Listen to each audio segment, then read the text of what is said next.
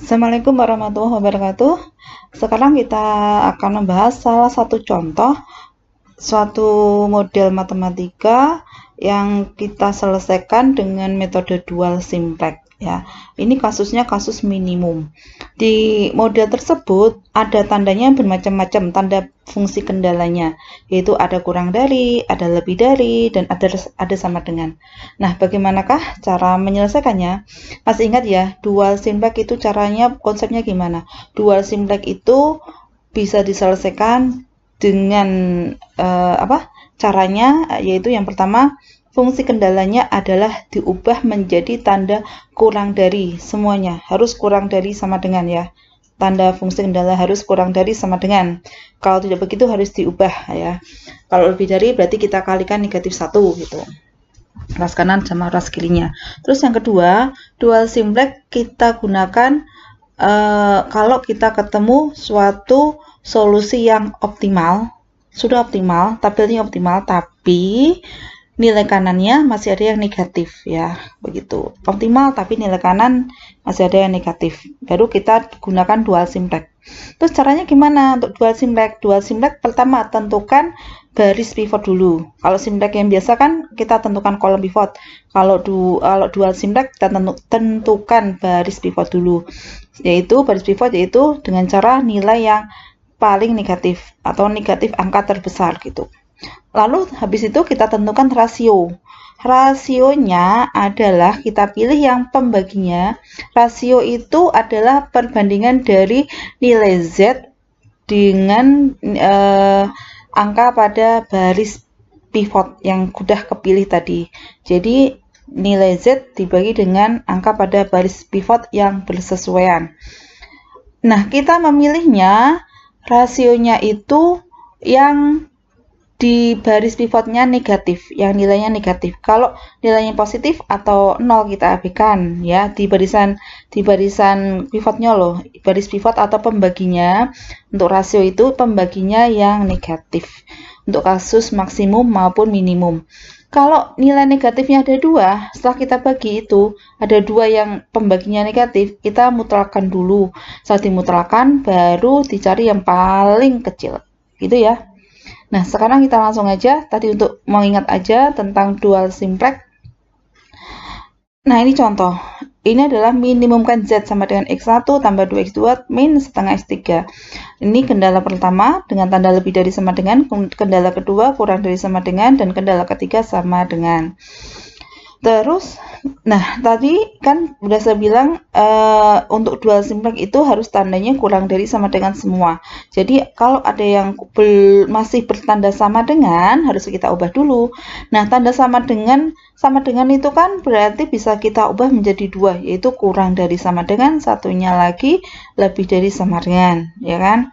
Nah, di sini tanda sama dengan diubah menjadi tanda lebih dari dan kurang dari gitu.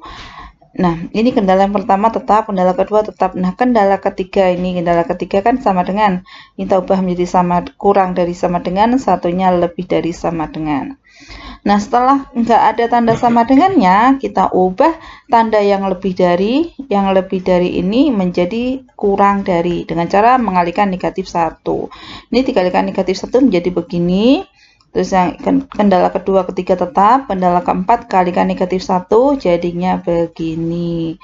Nah, sudah tandanya kurang dari semua, lalu kita ubah ke bentuk baku dengan cara menambahkan variabel slack. Berarti ini plus S1, yang di sini plus S2, plus S3, plus S4, jadinya begini. Paham ya? Nah, setelah begini, nanti kita masukkan ke dalam tabel. Nah, tabelnya begini. Saya yakin kalian sudah bisa memasukkan. Ini tadi dimasukkan sebagai basisnya yaitu S1, S2, S3, dan S4. Jadi basisnya membentuk matriks identitas ini. Terus nilai Z-nya yaitu tadi kan fungsi Z-nya begini. Berarti negatif min X1 min X2 plus setengah X3 untuk koefisien X3. Yang S1, S2, S3, S4 koefisiennya adalah 0. Nah, begini jadinya. Min 1, min 2, setengah, 0, 0, 0, 0, 0. Paham ya?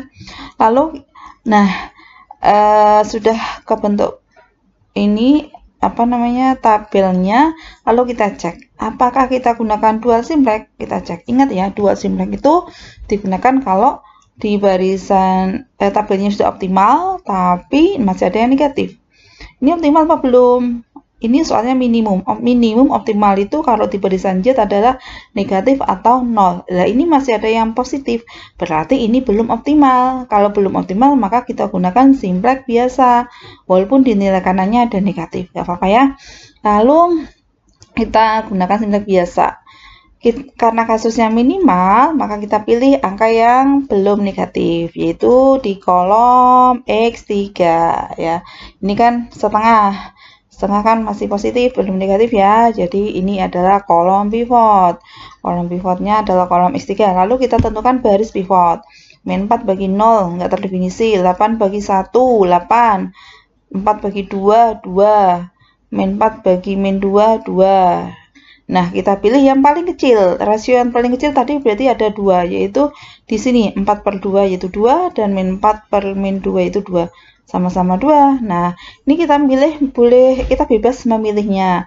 Memilih baris pivotnya boleh baris S3, boleh baris S4, bebas. Tapi di sini saya pilih yang baris S4. Ya. Terus, berarti ini adalah pertemuan kolom dan baris, ini adalah elemen pivot. Setelah itu kita lakukan operasi baris ya.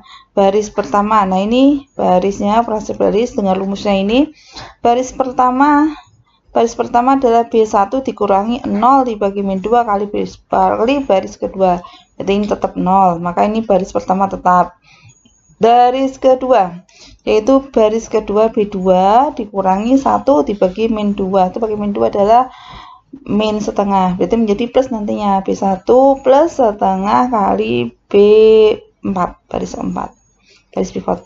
Baris ketiga yaitu B3 dikurangi 2 dibagi min 2. 2 bagi min 2 adalah min 1, karena tadi dikurangi jadinya plus 1 kali B4 baris pivotnya, maka B3 tambah B4.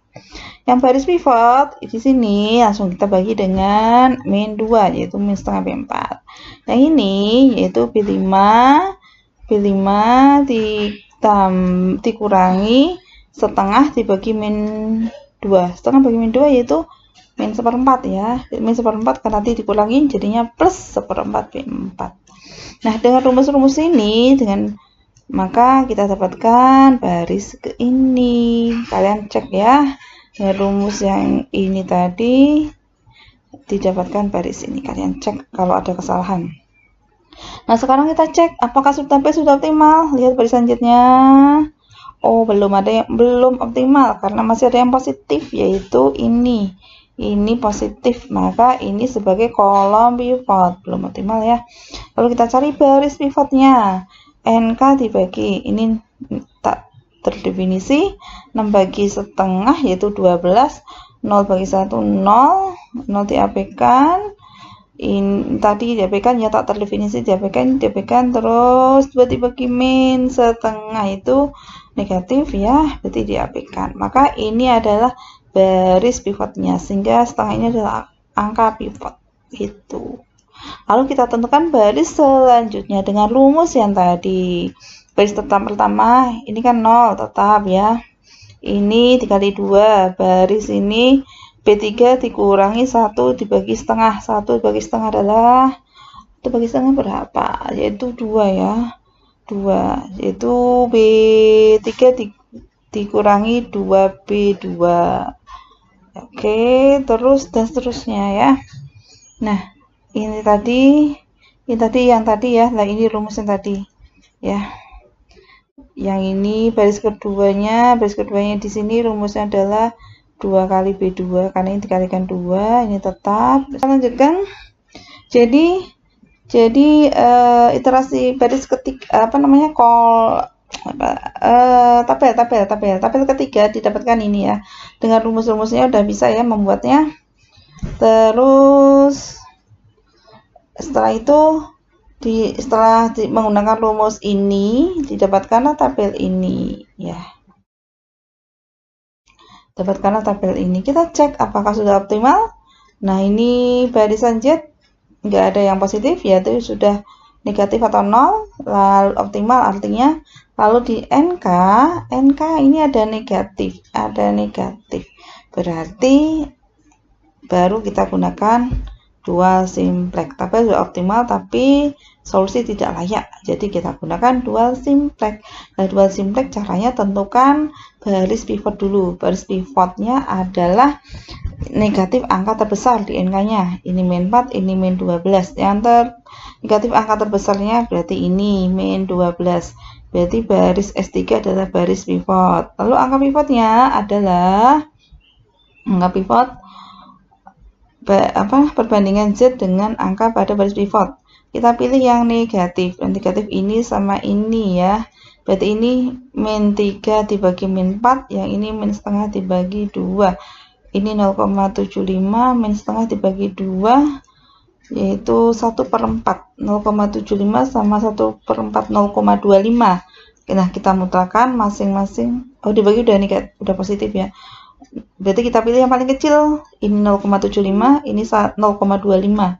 Maka kolom S2 adalah yang paling kecil. Sehingga ini adalah angka pivot. Angka pivot sudah ketemu, lalu kita lanjutkan iterasi berikutnya. Nah, ini tadi akan angka pivotnya. Nah, sekarang kita buat rumusnya. Rumusnya adalah ini kan harus 1, selainnya kan 0. Ini udah 0 berarti tetap ini B1. Lalu ini supaya 0 berarti kan baris kedua rumusnya ya. Baris kedua dikurangi 2 dibagi min 2. Berarti kan plus 2 bagi min 2 adalah 1 kali baris pivot. Baris pivotnya lebih 3. Jadi B2 tambah B3. Yang ini dibagi min 2, yaitu min setengah B2, ini harus 0, maka menjadi rumusnya adalah baris keempat dikurangi 1 dibagi min 2. Jadi B4 ditambah 1/2 kali baris 3. Ini baris keempat, baris kelima. Baris kelima itu B5 dikurangi min setengah dibagi min 2. Yaitu min setengah bagi min 2 adalah 1/4, yaitu B5 dikurangi 1/4 kali baris pivot B3. Nah, didapatkanlah rumus hasilnya seperti ini. Kalian cek nilainya apakah ada kesalahan penulisan di sini. Setelah itu kita cek lagi di barisan Z sudah optimal karena nggak ada yang positif. Lalu di NK-nya, nah ada yang negatif nih, negatif min 4. Berarti kita selesaikan dengan dual simplex. Maka kita pilih NK-nya yang negatif. NK negatif satu-satunya adalah ini ya, untuk kendala ya. Ini enggak dilihat itu.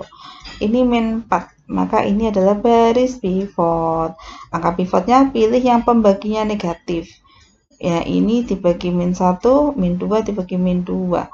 Ini 7/4 dibagi min 1 berarti 1 koma ya. Nah, ini 2 bagi min 2 yaitu 1. Maka yang terkecil adalah ini. Maka X2 ini menjadi kolom pivot. Ini adalah angka pivot. Nah, sekarang rumusnya kita pindah ke sini. Yang tadi rumusnya berarti untuk baris pertama ini berarti B1 dibagi min 2. Ini baris ini udah 0 tetap B2. Ini 2 B3 dikurangi 2 dibagi min 2, itu min 1. Min 1 dikali baris pivot, baris 1. Yaitu B3 ditambah B1. Ini 0 udah tetap. Terus yang ini B5 dikurangi min 2 dibagi min 2. Menjadi 1 ya. Jadi B5 dikurangi 1 kali baris pertama. Ini B5 dikurangi 1 kali baris pertama. Nah, dengan rumus ini didapatkanlah tabel ini. Lalu kita cek barisan Z sudah negatif atau 0, NK-nya sudah positif semuanya. Artinya kita sudah selesai. Jadi X2 ketemunya 2, S2 ketemunya X3 ketemunya 2, X1-nya 0. dan Z-nya adalah 3. Nah, kita cek dengan software. Ini ada soalnya tadi, dan ini hasil iterasinya. Lihat, Z-nya 3, X1-nya 0, X2-nya 2, X3-nya 3. Sama dengan